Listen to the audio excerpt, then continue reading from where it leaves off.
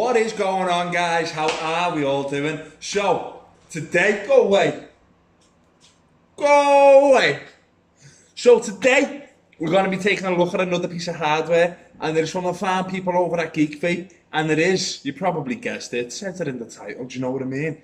And it is the Aegis Legend. It is a dual 18650 indestructible beast of a mod. So, what we're going to do in today's review is we're going to go drop it down to the table camera. I'm going to unbox it. I'm going to show you the menu. I'm going to show you the screens. I'm going to show you how it works. Different features that come with the actual device. Then I'm going to tell you all the pros and cons that I found of this device over the last 2 weeks of using it. Then I am going to give it a rating out of 10 and jog on.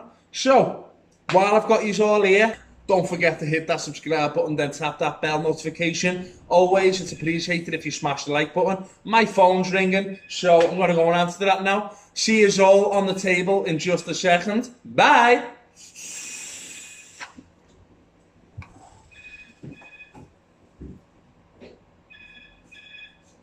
Good afternoon, VAPERY.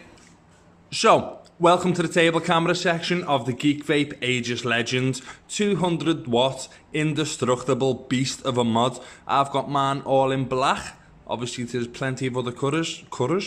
There's plenty of other colours available. I just prefer the black one. Right, so we'll have a little run through the packaging. So the front, obviously you're greeted with the Geek Vape logo just up here. Aegis Legend mod, 200 watt. A nice picture of the actual device itself and the little tagline of the device, the indestructible beast. On the top, you've got nothing. On the side, you've got Aegis 200 watt, a picture of the panel. Geek Vape's Instagram link. On the bottom, you've got nothing, and on the side, you've got the back end of the mod. That's a pretty... You should have had the top there and the bottom. And then yeah, in the back you've got Geek Vape's Facebook. So, let's have a little look at this device.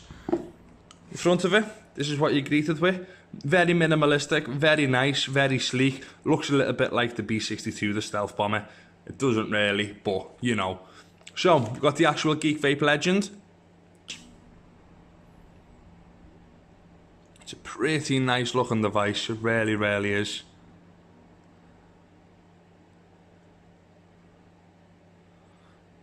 So before we go into more detail on that though, let's pop that to one side, pop this to one side, we'll see what we get in the box of goodies. So we get, it's general Geek Vape kind of packaging. If you've had any other Geek Vape products, then you know exactly what these other things are, and how it all presented and where everything is. So you get one of these things that no one has ever seen before, and you get a load of spare screws and gaskets. And then underneath the tab, oh, you get a little envelope. Inside that, you get a plethora of advertising. So a warning, do not use this device for anything other than vaping. Do not let the tank run empty. You know, we've all know what that says. If you do want to pause and read that, go for it. That's at one side.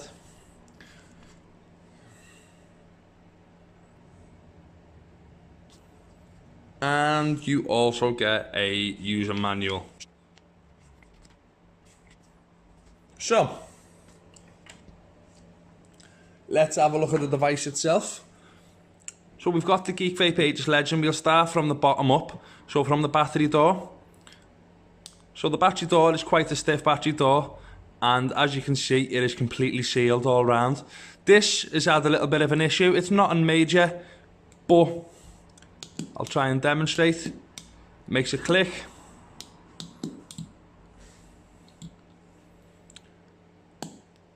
Now it does. There's issues with that locking. So there's a way to do it and make it work every time. You do need to push it down, pull the tab back and slam it forward. So, you've got the serial number just above the chip, just above the slide. You've got Design by Geek Vape, a little bit of battery venting and the name of the mod. It's a nice big sturdy battery door and it's covered by rubber on all sides. If you look down the barrel, you've got a nice positive and negative terminal clearly marked. And you do also have it on the top as well, on the battery contact plate. I would prefer to see a nice coloured addition to it to make it clearly visible.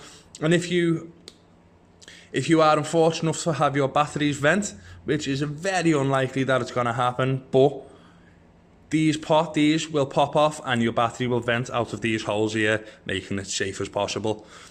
Close that in, lock that in. On the back you've got a nice leather spongy grip, which feels really nice in your hand, with a couple of red stitches on it. I do think that it changes via colour. So they all have, as you can see on this picture, they all have slightly different stitching. And then to the left of it, you've got the Geek Vape logo, and that comes round all the side and reads onto the other side and comes to Aegis, and all that seems to do is keep the leather panel in place. The entire device is covered in rubber. It really is. Right, I am not gonna go and throw this device against walls. I'm just not, because why would I? There's enough videos on YouTube to show people doing this. I'll put links to it. The Vape and Bogan, I'm just going to put the Vape and Bogan's link into it because that dude absolutely destroys it. So, put you through its paces there. So on the front, you've got your up and down buttons, and you've also got your fire button. Nice clear display on a bit of a glass plastic, on a plastic top front. Up here, you've got your USB for firmware upgrading. You can also charge via USB if it's an emergency situation, but as I always say, if you do need to charge your batteries, which obviously you will do at some point, I would recommend that you always charge your batteries via an external charger. 4 big screws, and you've got an almost centered 510, and it is spring mounted, so don't need to worry about your devices not connecting. So that's pretty much everything. I'm going to pop a couple of batteries into it. And this brings me on to my second point, actually, of one of the things that is a little bit of a con on this device. So put my positive battery in. On the negative terminal, this battery seems to get stuck a fair bit. It's not on series. If you give it a big shake, it comes out generally, and it just happens straight away that time. But after a little bit of use, it does get a little bit stuffy. As you can see, it doesn't want to go in completely. So that is a little bit of a con. It's not a massive issue. If it does get stuck, a way to get it out is if you use ceramic tweezers. Do not use anything other than ceramic tweezers. You can just hook it out and pull it and give it a little space. Obviously, that is not ideal. It's not an ideal way to do things, but it gets you out of a tight situation. Hey. So, close that. And remember, you've got to slam it back and push it forward. Like that. And then there's 5 clicks to turn the menu on. 1, 2, 3, 4, 5. And you get a nice little animation of the Geek Vape logo coming on. So, 3 clicks to actually access the menu. Obviously there's no coil detector, so 3 quick clicks. And then when you come back on, the power button is highlighted a little bit. To change your settings, goes off pretty quick. To go through your different modes, just cycle with your plus and negative button. So you've got temperature control nickel, temperature control stainless steel, TC titanium, TC TCR, and you've got your VPC and also a bypass, which makes the device act like a mechanical mod. Then you go back into the power. To go down to change your coil. To change anything else into that, to go into your other menus, you just press the fire button again, and that goes down to change the resistance on your coil and to reset your puff counter. And then after a couple of seconds, that just goes back up again. So we're going to take this back out of zoom. That's a bit better. I think that's covered everything on it. So,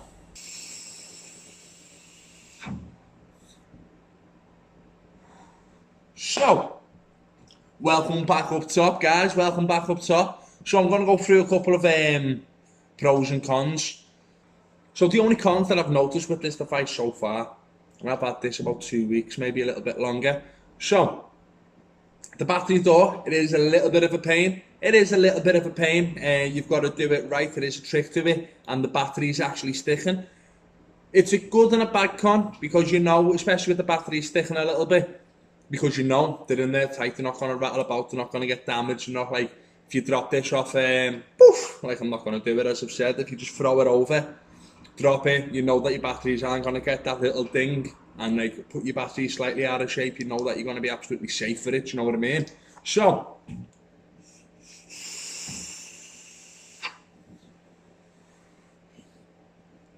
the overall feel of the mod is really nice and sleek. It's like that leather panel just fits right nicely, nice and comfortably in the groove of your thumb. Like it really does. And like, for my hands anyway, it's just a perfect fist size. Like it really is a perfect fist size. So you know it's solid. Do you know what I mean? You know it's solid. Pros, I really like the menu. I like how simple the menu is. I know you've seen this menu in a lot of other things if you use other Geek Vape products. If you use like the Geek Vape Nova, if you use the original Aegis, even use this, the menu system is almost identical to that. It's really easy to run through. Like even if you're quite new to vaping, it's quite easy to understand. Just 3 clicks to get into the menu, and then left and right to go through all the menus again. So and then press the power button to go down, change your puff counter and stuff like that.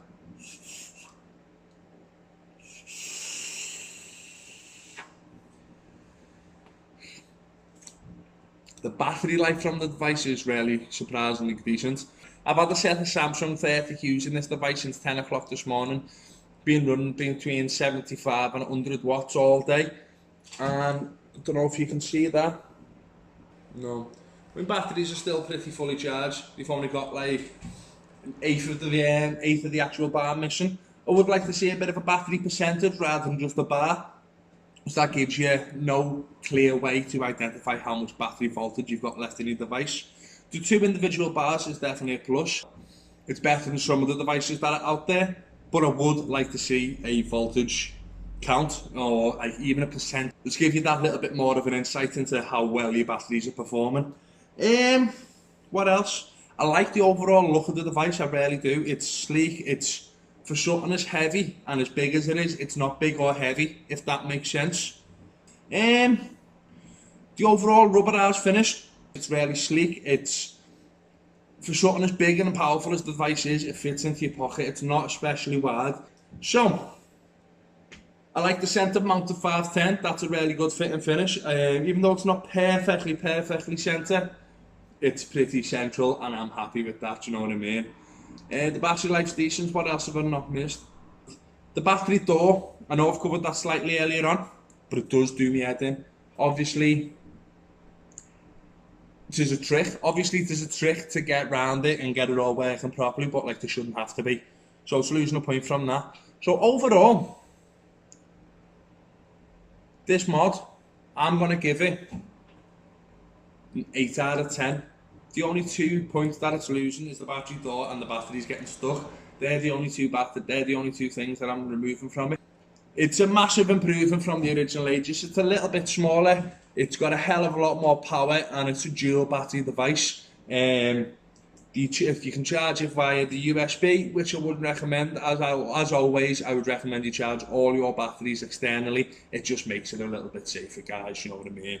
Battery safety is very important. Balance charging is very important.